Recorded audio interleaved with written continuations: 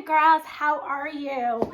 So today we're going to again talk about main idea and supporting details. The supporting details tell more about the main idea. The supporting details will tell us how many, what, when, where, why, how much.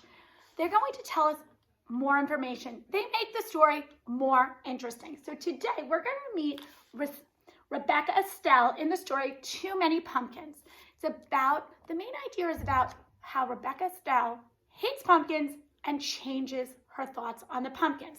So as I'm reading this today, I want you to think about all the pumpkins, all right?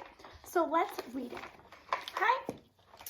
Every year at springtime, Rebecca Estelle planted just enough seeds in her garden to grow vegetables for the long winter. She planted carrots and beans, tomatoes and peas, corn and rutabagas.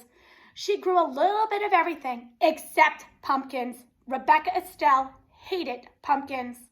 When she was a little girl, money had been scarce. For an entire month, all there had been to eat were pumpkins. Baked pumpkins, steamed pumpkins, boiled pumpkins, stewed pumpkins, mashed pumpkins, rotten pumpkins, breakfast pumpkins, lunch pumpkins, dinner pumpkins, enough pumpkins. When things finally improved and there was more money to buy food, Rebecca Estelle decided she would never eat pumpkins again or even look at one, not ever. And she didn't until one autumn day, long after Rebecca Estelle's hair had turned snowy white, she was raking the leaves that filled each fall from her black walnut tree, and her cat Esmeralda was scattering them just as quickly. All of a sudden, the pumpkin truck passed by. Oh, she heard it coming, and she knew what it was. It rumbled by at harvest time every year. She turned her back and concentrated on picking up the last fallen leaf. She managed to ignore the truck until, splat! An enormous pumpkin tumbled off the truck and smashed into slimy orange smithereens all over the edge of her yard. "Come back here and get this pumpkin," she yelled. But the driver sped away. Thinking about boys and girls, the story is about pumpkins. The title said it, and I keep hearing that word, pumpkins, pumpkins, pumpkins. "Well, I won't touch it," Rebecca Estelle insisted, getting her shovel from the barn. "And I won't look at it," she added as she shoveled dirt on top of the pumpkin pieces. "I won't think about that pumpkin ever again," she declared. And she didn't until spring. When Rebecca Estelle was admiring the new sprouts in her garden, she noticed Esmeralda playing in some big green leaves growing at the edge of the yard. How curious," she said, going over to inspect them. "I didn't plant anything there." Then Rebecca Estelle remembered the pumpkin truck and the slimy pumpkin smithereens. "Pumpkins!" she cried in disgust. "Come out of there, Esmeralda. I will not water those plants. I will not tend to them.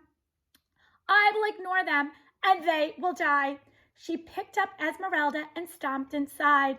But a week later, when Rebecca Estelle peered out her window, she saw that the vines had grown.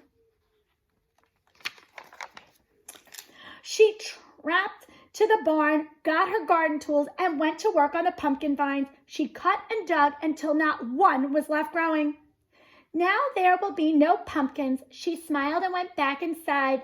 But the next week, when she was weeding the garden, she noticed that the pumpkin vines had grown back. Rebecca Estelle marched inside and snapped the curtain shut. "The only thing to do is ignore them. They won't grow if I don't take care of them," she muttered. So rain or shine, all spring and summer, she never looked out the front window. She used only the back door and never even glanced towards the vine. Neither did Esmeralda. Rebecca Estelle ignored the vine so well that in time she forgot why she wasn't using the front door until one autumn day when she and Esmeralda went to rake the leaves that fell each fall from the black walnut tree in front of the house.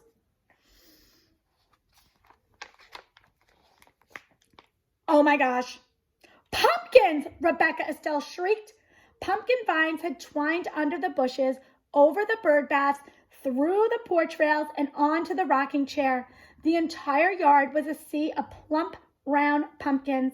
Rebecca Estelle could no longer ignore them. She plopped down on the pumpkin nearest her, putting her hands over her face. Whatever will I do, Esmeralda, she cried. How will I get rid of this many pumpkins? She thought and she thought. Her mind went back to all the pumpkins she had eaten as a young girl when pumpkins were the only food her family had.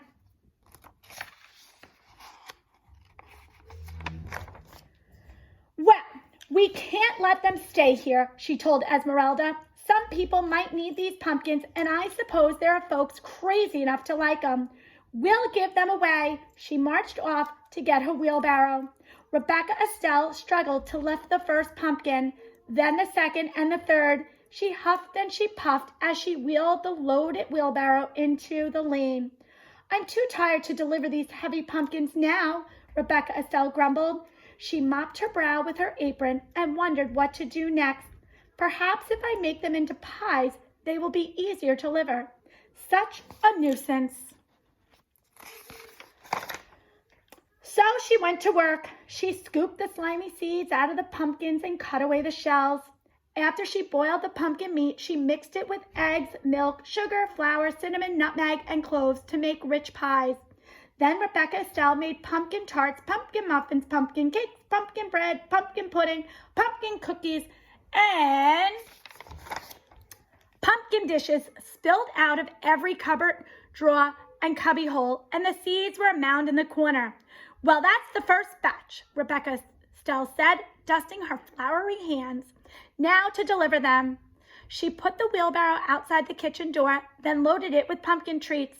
When it was full, just the thought of delivering all those pumpkin dishes made Rebecca Estelle tired. If only people would come to get them, she said. Then she had an idea. Rebecca Estelle whirled around and hurried back into the house for a kitchen knife. This should get people to come, Rebecca Estelle cried. She took her knife and sat in the middle of the pumpkin patch. She carved a smiling face on a nice round pumpkin, a scary snaggletooth face on a tall, thin pumpkin, and boo!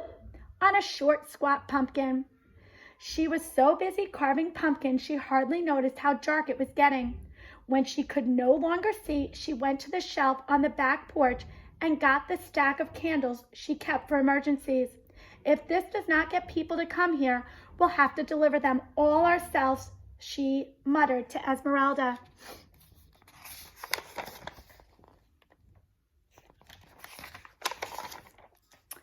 Rebecca Estelle peered into the darkness for a long time. She didn't see anything. She just watched until finally she saw a faint light. Then it brightened, and then more lights bobbing through the night. Here they come, she shouted. Esmeralda, let's heat some apple cider. Young and old, everyone in town came. Rebecca Estelle, we thought you hated pumpkins, they said. We saw your jack-o'-lanterns from the end of the road, and we came to take a closer look. I was hoping you would, said Rebecca Estelle. Where did you ever find all these pumpkins? People asked. I came by them quite by accident, Rebecca Estelle said, smiling. Would you like some pumpkin pie? There's plenty. She winked at Esmeralda. Everyone enjoyed the pumpkin pie and cider and had a good time. So did Rebecca Estelle.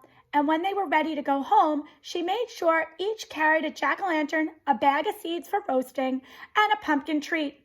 Rebecca Estelle gave away everything that reminded her of pumpkins she had always hated, until all that remained was a handful of seeds.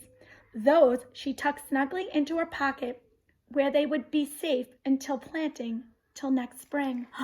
What do you think she's going to do with those pumpkin seeds next year? I agree. I'm thinking maybe she might plant them because she had such a great time. So thinking about it, boys and girls, the main idea of this story What do we think the main idea was? Very good. Pumpkins. Too many pumpkins. So thinking about boys and girls, what were some of the details? She made pies. She gave them away. Okay? So thinking about boys and girls, what answers? What, when, where, how much, how many, where? So we can put her front yard.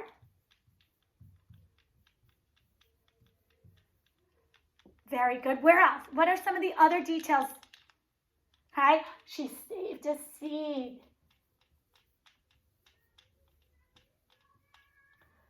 Okay, very good. So boys and girls, when you're doing your work and when you're doing your independent reading, thinking about not only the main idea, think about those details. Those are the ones that tell us more about the main idea. We can't wait to see your work. Have a nice day. Bye.